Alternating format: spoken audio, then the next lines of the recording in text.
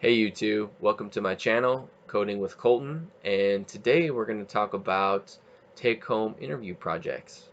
If you hadn't watched my very first video, I've been coding for about a year and a half, went through a round of applying for some jobs, and this is actually a take-home project that I was given for something that I applied for is for a small business. So want to talk about what the coding project is, what you might expect on some coding projects that you'll be given in the future. So basically, what they wanted me to do was build a very simple front end app that would just basically request some information from an API. Basically, you could just go grab some information somewhere on the internet and just redisplay it. But the caveat was, this was for a framework that I had not previously used. It was for Vue. I had never written a line of Vue code in my life. I got this take-home project, and I didn't actually open up my email until like the day it was due. So I basically, you know, I I wrote this whole project and learned about Vue and how to use it in one day.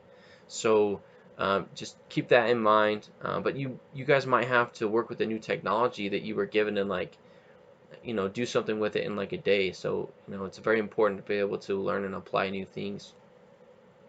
And so I don't want to really go too much over like the actual code that I wrote and all that stuff and how the app like works, but I more or less want to show you guys the functionality and just kind of give you an idea of what you might be expected to do. So again, here in the editor, you can kind of see some of the main things. This is like the main app component here for Vue, and there's some other smaller components and stuff that get pulled into this main component.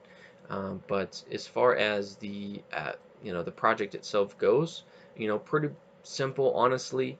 All it does is basically, it displays a list of users, and then you can actually get posts for these users and then comments, and you can hide the comments or whatnot. So um, this project, again, only took me a day to build. I got all the information from this website right here called JSON Placeholder. It's basically a free website that you can use, and you can request information from it, and it'll send you back like user IDs and titles and some other stuff like that. So it's pretty nifty.